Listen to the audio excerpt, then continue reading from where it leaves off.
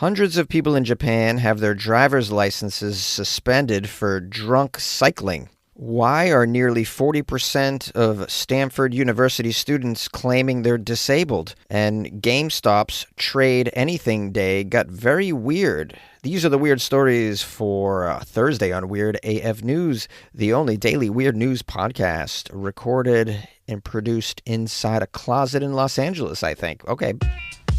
Hundreds of citizens in Japan have had their driver's licenses suspended for drunk cycling, believe it or not. They take this very seriously. The Japanese police have suspended the car driving licenses of nearly 1,000 cyclists after they were caught riding their bicycles under the influence of alcohol. This is after the Japanese authorities have deemed that these drunk bicyclists were, quote, likely to pose a significant danger when also driving a car. That's a strange logic, but let's keep reading. Maybe they have some data to back this up. It says the number of suspended car driving licenses from January to September rose sharply compared to last year as Japan imposed this new traffic law that imposed stricter penalties on cyclists. Under the new rules introduced, those who cycle while under the influence of alcohol can face up to 3 years in jail. 3 years in jail for drunk on a bike? Seems a little excessive. Also, a maximum fine of 500,000 yen, which is about 3,200 USD dollars. On top of these new penalties, they've lowered the threshold for punishing tipsy bicyclists. Bicyclists can be penalized if a breath alcohol test detects 0.15 milligrams per liter or higher. Before the new rules, offenders were largely penalized only if they could not operate the bicycles properly at all. Under these new restrictions, you could get nabbed after just having a couple of beers and then getting on your cruiser. Well, this seems, on the surface of it, to me at least, a little draconian. I'm going to go out on a limb and say that, but maybe they got more data. Maybe they have some data. I'm going to keep going. It says the penalties may also apply to people who offer alcohol to cyclists or offer bicycles to someone who may ride it drunk. What are you doing over there? I mean, Japan. You got bigger problems than this. Your yen is worth skata, as they say in Greek, cracking down on bicyclists. I mean, what the heck is going on over there? We have a police official that said, quote, drunk cycling can lead to serious accidents. I hope everyone will abide by the rule. Don't drink and ride your bike. I mean, yeah, I agree it should be frowned upon to drink and ride your bike, but I mean, considering the alternatives, it's, at this point, accept the lesser of a few evils. Here's some stats, though. It says more than 4,500 people across Japan were caught riding bicycles while tipsy between November 2024 and June this year. All right, that sounds like a lot, 4,500. But have there been any casualties? I mean, have there been any deaths as a result of drunk biking? I'd love to see those stats. I'm going to say very few, not compared to vehicles anyways, real vehicles like cars and trucks and whatnot. Got any stats on the aggregate of property damage as a result of drunk biking? I'm going to say probably very little of that as well. Obviously, I'm making an assumption, but I mean, come on. And I take umbrage. Yes, I take umbrage. You guys know what umbrage means? It means I take offense, but it makes me sound like I went to an Ivy League school. So I take umbrage on the Japanese authorities' link between riding bicycles drunk and then driving your car drunk, as they said up top. Like, I don't believe that if you ride your bicycle drunk, you are likely to drive your car drunk. I don't think that's a thing. But I can tell you this, if you penalize your citizens for riding their bicycles drunk at near or the same level that you penalize them for driving a vehicle drunk, then you're going to get a lot of citizens going, you know what, I'm going to the bar tonight and screw it, I'm just going to take my car. The penalty's the same. And do you want that? Do you really want that? You want them in the car instead? I mean, you should be rewarding drunks for choosing alternative, less deadly modes of transportation, like a skateboard or a bike, over the vehicle. Drunk driving is a huge issue in every country. I'd imagine more so possibly in countries like Japan. Big drinking culture, big after work alcohol drinking culture, and no weed allowed. Where you don't allow cannabis, you inevitably get more drinking and more drunk driving. Now, the article says bicycles as a form of transportation grew in popularity in Japan during the pandemic, but it also led to more accidents involving cyclists. More than 70,000 bicycle accidents were recorded in Japan in 2023, accounting for over 20% of all traffic accidents in the country. Alcohol has also been seen as a social lubricant for thousands of years in Japan, where business deals and difficult issues are discussed over bottles of beer and sake. It is believed that drinking alcohol creates a more relaxed environment for such discussions. Oh, great. It sounds like it relaxes you. Maybe I ought to record the podcast after some sake. I love sake. I'll give that a try. Now, I just looked up states in the U.S. that penalize you for riding a bike under the influence, also known as BUI or CUI, bicycling under the influence or cycling under the influence. Some apply full DUI laws, such as California, Florida, Georgia, and Ohio, meaning they apply the full driving a car under the influence laws and penalties. That's very, very heavy-handed, in my opinion. I was unaware of this in my state. If I get caught drunk driving my bicycle, I'll probably lose my driver's license as well. But it varies from state to state. Do you have this up in Canada, drunk driving a bicycle? Probably got they probably have drunk canoeing laws up in Canada. I mean, I get it. You want to dissuade your citizens from operating any sort of vehicle, especially ones that are heavy and go fast under the influence of alcohol. But in places where drunk driving is also an issue, you want to curtail that in any way that you can. That should be your priority. So, you want to encourage people to take alternate means of transportation if they can't afford an Uber and Lyft. I've talked about how much it costs to taxi around, Uber and Lyft from bars. It's out of control. This is why we have the e-scooter situation here in the States. But I don't know. I mean, all of it's better than getting behind the wheel of a car. So many deaths, and those stats are just mind-boggling, how many people are killed from drunk driving each year. But these, blanket penalties across multiple vehicles I think is just stupid and uncreative, Now, here's what I would do if I was in charge. If you were in charge, Jonesy, let's hope not. Well, let's listen to my plan here. If I was in charge, I would have penalties on a sliding scale for drunk driving vehicles by the weight of the vehicle. So you drunk drive a scooter, it's a certain penalty. A car, a little bit more. An RV, even more so. A tank, if you're drunk driving a tank, you guys, sometimes you get out there and, 4th of July, you drive around your tank drunk, you get a big penalty for that. Aircraft carrier, then move it up. Space shuttle, if you're riding your space shuttle drunk, that's a extremely heavy fine. Can't have people out there drunk shuttling all around the galaxy now, can we? What would the aliens think of us? Why are nearly 40% of students at Stanford University claiming they are disabled? Oh, that's easy, because they're Gen Z. Gen Z, the hurt generation. Aw. The article says the students at America's elite universities are supposed to be the smartest, most promising young people in the country. Yet shocking percentages of them are claiming academic accommodations designed for students with learning disabilities. What learning disabilities? You mean ADHD? In an article published this week in The Atlantic, education reporter Rose Horowitz lays out some shocking numbers at these universities. For instance, at Brown and Harvard University, 20% of undergrad students claim to be disabled. At Amherst College, 34%.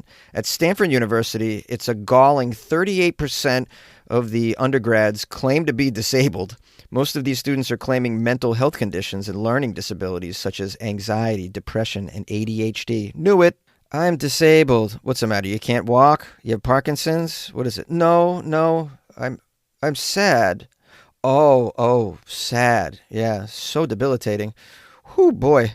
And by the way, that makes you very special. You should get a diagnosis because, most people aren't sad. We're all so happy. I mean, I know myself, I just feel so much joy over the fact that I can't afford to eat my dinner out at a restaurant right now. So I'm so pleased. I'm so pleased.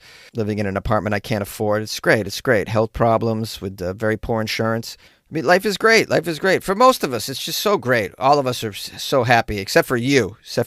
You're sad. So, yeah, that's a special case. You need special treatment, I think. I mean, it's just so ridiculous to be labeled disabled because you have anxiety. I mean, and this is in college. Imagine people, they're stressed and they have anxiety. They're in college. I mean, life doesn't get any cushier than for a college student. Oh, I got one class today at 3 p.m. Oh, sheesh, I got to get up. All your meals are paid for. You don't have to work a job. I mean, I'm speaking for most of these students that are at these elite colleges. They're not working jobs at Harvard, Amherst, USC, etc. These are the children of the elite over here claiming, I've got so much anxiety and depression. I need special treatment at my school now. All right. I need to be careful because I'm just going to go off on this situation because I have no empathy, none whatsoever. So sorry. I'm all out of tears. The article says, obviously something is off here. Yeah, obviously. The idea that some of the most elite selective universities in America, schools that require 99th percentile SATs and sterling essays, would be educating large numbers of genuinely learning disabled students is clearly bogus. A student with real cognitive struggles is much more likely to end up in a community college or not in higher education at all. It says, to be fair, some of these students receiving these special accommodations do need them, but the current language of the Americans with Disabilities Act, the ADA, allows students to get expansive accommodations with little more than a doctor's note. While some students are no doubt seeking these accommodations as semi-conscious cheaters, most genuinely identify with the mental health condition that they're using to get extra time on tests and extra time to pass in term papers. Oh, I see. So they say, I have anxiety, and then they get an extra couple of weeks to turn in that paper, and they get a couple extra hours to take the final exams and whatnot. See, this is a hack. This wasn't available when I took some college courses, I can tell you right now. If you didn't roll up to class in a wheelchair, you were not given any special treatment. Now, it says over the past few years, there's been a rising push to see mental health and neurodevelopmental conditions as not just a medical fact, but an identity marker. We have a guy named Will, who's a director of a Center for Learning at the University of Georgia. He said that he sees a growing number of students with this perspective. Quote, it's almost like it's part of their identity. By the time we see them, they're convinced they have a neurodevelopmental disorder. Yeah, I mean, of course they identify with it. It's been happening their whole lives, and they've been enabled and completely coddled, from the top down, starting with the nuclear family, which is just a cauldron of neuroses, and that's a whole other episode that I don't need to get into right now. Now, what's driving this trend? Well, this individual says the way conditions such as ADHD, anxiety, and depression are spoken about online, which is the place where most young people first learn about these conditions, is definitely a contributing factor. Online creators and influencers tend to paint a very broad picture of the conditions they describe.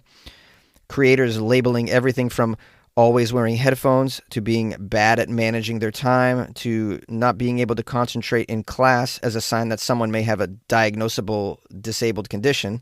And if you go by that, according to these videos and social media posts, who isn't disabled? Yeah, it's like I've said on this podcast many times, the whole epidemic of people needing emotional support creatures on flights because flights stress them out. It's like, no, it's normal. That is normal to feel stressed on a flight. None of us are enjoying it, bro. The article says the result of all this is a deeply distorted view of, quote, normal. Thank you. It's almost as though I wrote this article.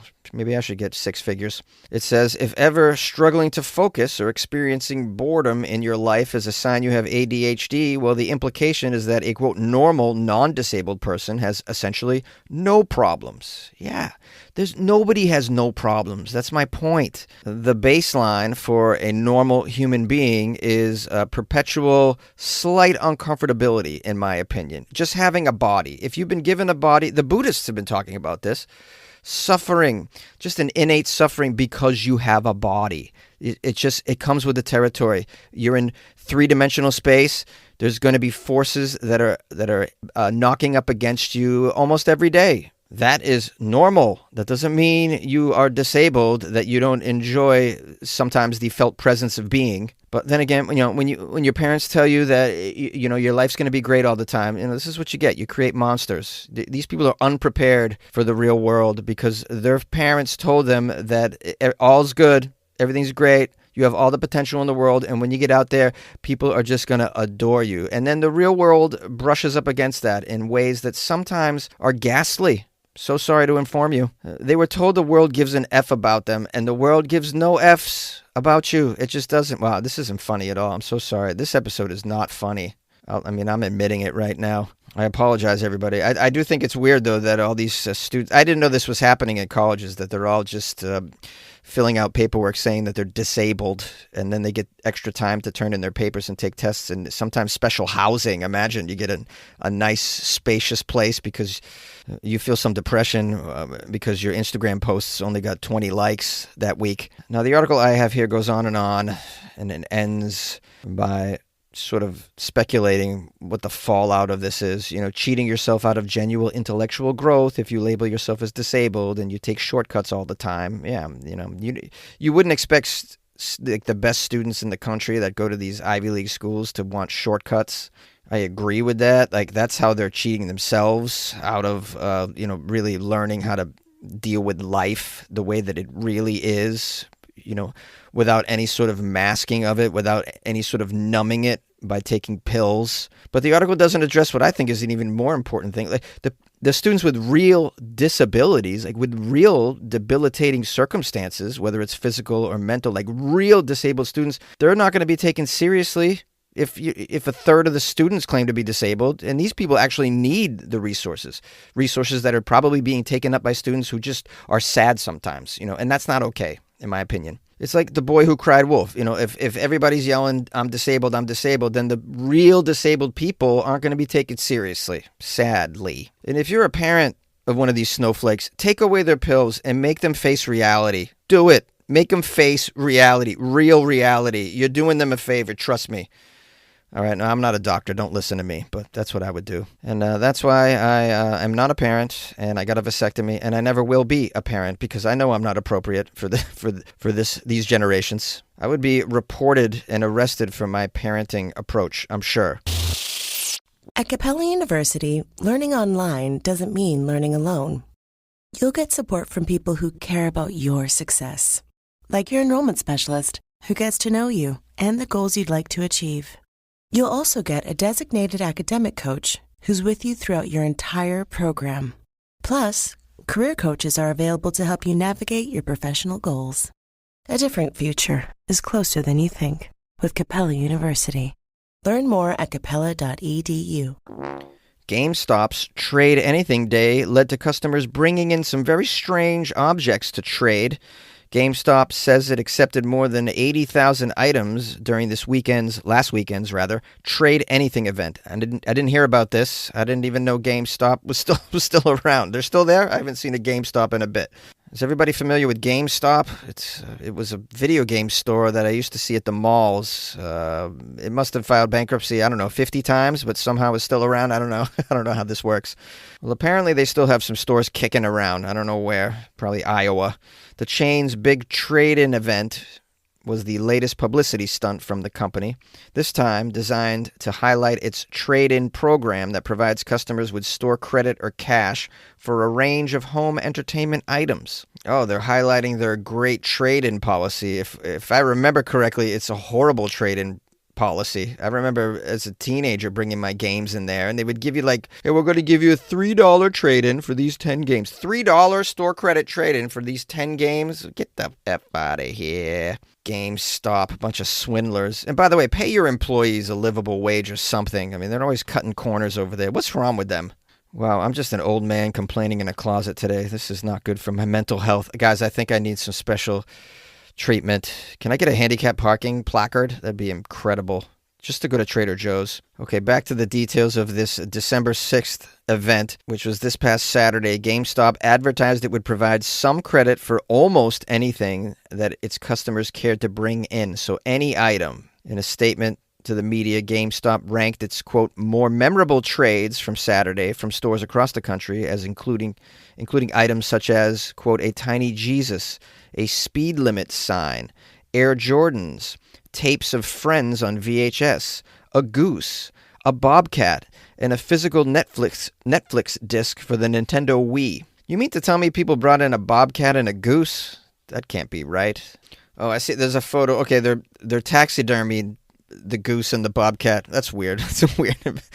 I might enjoy a taxidermied goose, though, if you gave me one. That'd be kind of cool to put it in your living room and just freak people out, Now, it says on social media, customers of GameStop celebrated various unwanted items in exchange for the credit, that they brought in, including McDonald's Grinchmas socks, a replica of the United States Declaration of Independence. Another customer seemingly jokingly claimed they tried to trade in a live dog, which they said had been refused.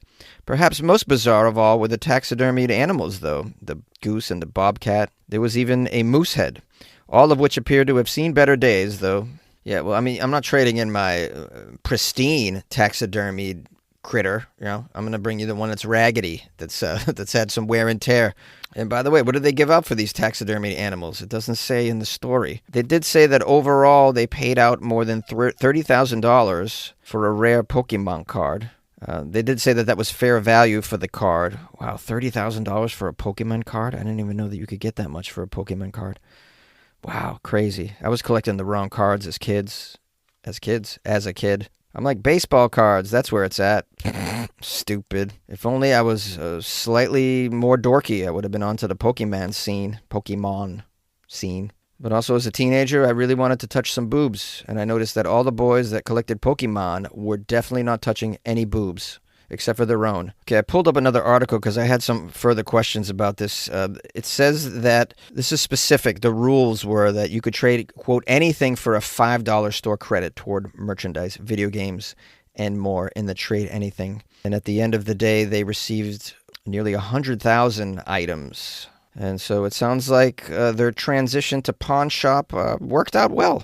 GameStop also had a list of banned items ahead of the promotion. Ooh, I'm going to read this. Let's find out what this is all about. Here's the list of items that was not allowed on the Trade Anything Day. Hazardous waste or material, chemicals, liquids, lithium-ion batteries, weapons and ammo, dead or alive animals. Taxidermy items are valid, though. Alcohol, tobacco, drugs, or pharmaceuticals. Computers, computer peripherals, small electronic equipment, small scale servers, televisions, gift cards and other currency, jewelry, sexual and explicit items, items resembling body parts of any kind. Oh, nice to hear that the GameStop does have some standards. GameStop said that also guests brought in a, quote, significant number of canned food donations for local food banks and pet shelters. That's really lovely around the holidays.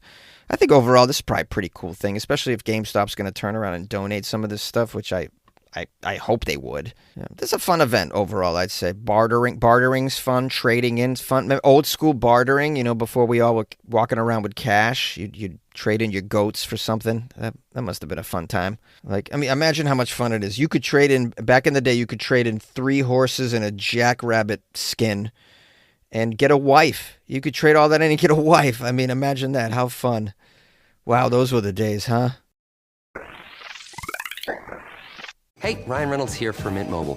One of the perks about having 4 kids that you know about is actually getting a direct line to the big man up north. Mm-hmm. And this year, he wants you to know the best gift that you can give someone is the gift of Mint Mobile's unlimited wireless for $15 a month. Now, you don't even need to wrap it. Give it a try at mintmobile.com/switch. Upfront payment of $45 for 3-month plan equivalent to $15 per month required. New customer offer for first 3 months only. Speed slow after 35 gigabytes if network's busy. Taxes and fees extra. See mintmobile.com. Oh boy, look at me. I'm at 22 minutes on this episode. I apologize. I went a little long. I got a little long-winded with my complaining. Did you notice I can complain for days? Wow, I'm the true Bostonian over here. Anyway, I apologize. I will keep this very, very brief. So listen, tomorrow's Friday. I'm only going to do weird news from Florida. And if you'd like to send me some Florida stories, it's funnyjones@gmail.com or at Instagram on... at Funny Jones on Instagram, brain fart, and you can slide the link into my DMs. How about that? So we'll try and piece together the most Frankenstein Florida Friday story possible. I got a show tonight in Norwalk, California, and the information's on my Instagram at Funny Jones. Tomorrow night, Friday in Long Beach. That information is on my Instagram at Funny Jones as well, if you would like to attend. And lastly, if you would like to support the show, go to weirdafnews.com where you can join the Patreon and buy me a coffee and that sort of fun stuff. All right. Have a great day.